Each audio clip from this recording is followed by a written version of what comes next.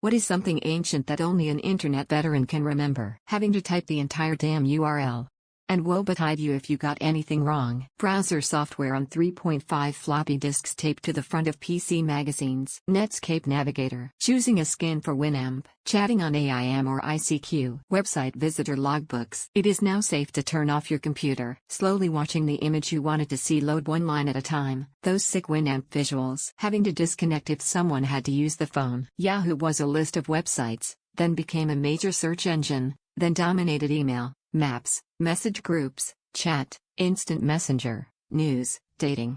Now it barely survives. The instant household rage because someone picked up the phone. I'm ancient. How about upgrading to a 300 baud modem? Bulletin boards before there was popular internet. Borrowing software from a public library, it had a sticker saying not to copy it, smiley face. And of course, my first Seagate 40 MB external SCSI drive that cost $3,000. I'm surprised my wife didn't divorce me. Not ancient, but haven't seen it mentioned getting early access to this new thing called Gmail, invitation only. When screensavers were actually a thing, flying toasters et al., and it wasn't just another word for wallpaper. Amazon used to just sell books. You've got mail. Albino black sheep. The hamster dance. All your base are belong to us. Gopher. That screechy 300 bits per second modem handshake sound. Not being afraid to use your real name. Usenet. Your ICQ number. Whitehouse.com. I put on my robe and wizard hat. Homestar Runner. The first thing I can remember is that weird dancing baby video. We've come a long way. Yak? Congratulations, you've won ads. Used to scare the mess out of me. And somehow I always had my speakers turned up too loud when they popped up. Laud. Foamy the squirrel. Opening an email attachment of digital fireworks and getting the Happy 99 virus. Finding websites you like through web rings, no search function. ASL? Badger badger badger mushroom mushroom. GeoCities. Web crawler. 30 free emails per month, after that 10 cents each. CompuServe 1980s. The invention of spam on Usenet and email by those two $8 hole lawyers. Cool site of the day sorted, and what's his name? Somebody help me out here. That guy who wrote a bot to scour Usenet for any mention of his name, so he could pop in and chat.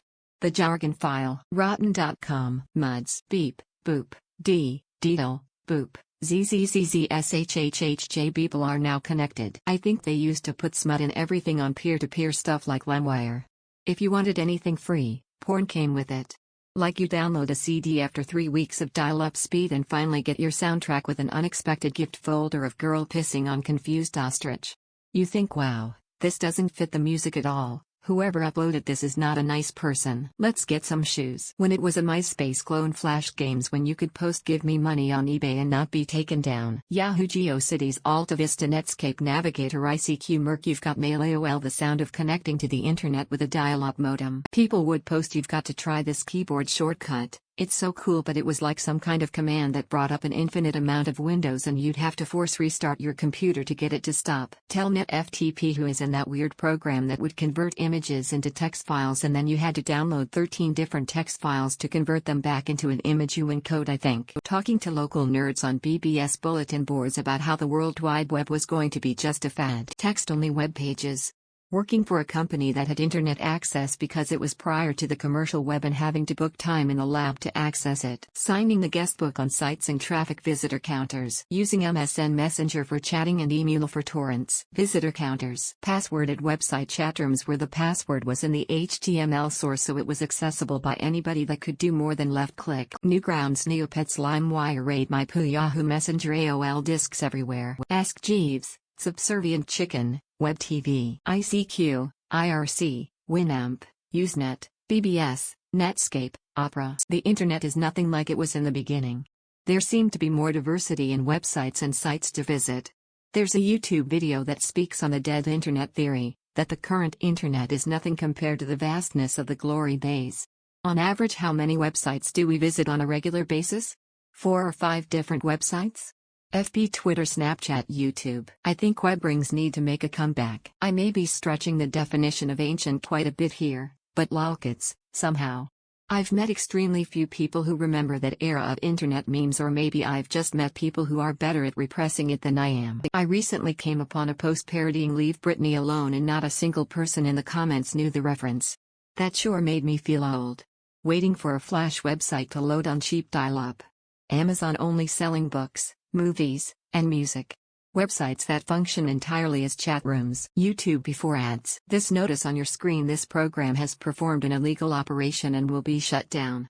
If the problem persists, contact the program vendor. When only the government and universities had internet access, and if you were a college student you had to go to the computer lab and log into the big Unix servers if you wanted to get online for any reason at all. And it all just looked like a terminal screen, white text on a black screen. It was honestly kind of useless, but if you were taking any comp sci classes they made you use it. I was in college before the internet went public. From I know how to count all the way to Pirate Bay. The real Pirate Bay. Netscape Navigator Tucker Max Cult of the Dead Cow death matches on Doom Not Doom 2 Angel Fire AOL chat rooms, and not being afraid of who you met there. Back in the year 2000, a guy calling himself John Titor and describing himself as a time traveler from the year 2036, showed up on a couple of UFO conspiracy of the more innocent X-Files style kind, not the hardcore political kind we have now, forums, and had this elaborate backstory about how he traveled through time, the sort of post-apocalyptic state of the world in 2036, and so on. His reasoning for traveling through time was to retrieve an old IBM portable computer from the year 1975, because he needed it to debug legacy software that they were still running in 2036. He said he worked for a government time travel agency, but given the fact that he was sent through time to get old hardware from the 70s to debug currently running software, my guess is that he really worked for the IRS. Also, his time machine was a specialized temporal displacement device housed in the back of a converted 1966 Chevrolet Corvette. Because of course it was. Either way, the backstory was richly detailed, very cool, and definitely better written than anything Hollywood usually puts out, even if it was likely a total hoax. I thoroughly enjoyed going down the rabbit hole back then. The ARPANET, Joe Cartoon, Mosaic, Trogdor, My Spoon Is Too Big, Goatsy, Usenet, spending all day typing in programs printed in magazines and then spending the next week proofreading trying to figure out why it didn't work. I was fined once for cursing in an AOL chat room. I'm that old. Also remember paying per minute for internet. Flash game on Y8. Having to type http www at the beginning of every web address. When internet culture was not ad-friendly and focused around Reddit, social media was a kid's game, not adult serious business, and when 4chan was for anime-loving weirdos instead of racist white supremacists. Get off the phone, I have to check my email. ASL. Having to type in http peanut butter jelly time. Being able to distinguish 300, 1200, and 2400 baud by listening to it. Where's 2, where's 3? Zara. I'm only 43 and I wouldn't call anything on the internet ancient. I grew up calling into local BBC.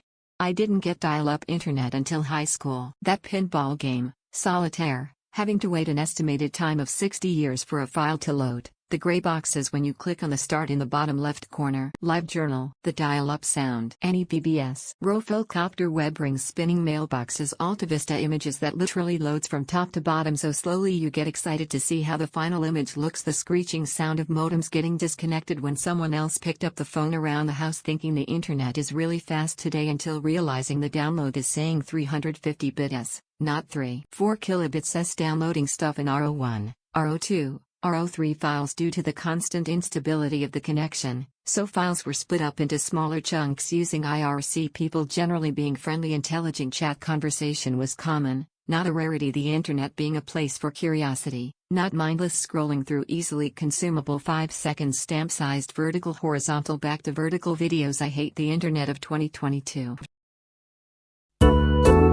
I hope you all are doing well, and thanks for watching. Don't forget to like if you enjoyed this video. If you have something to say critically or otherwise, leave a comment.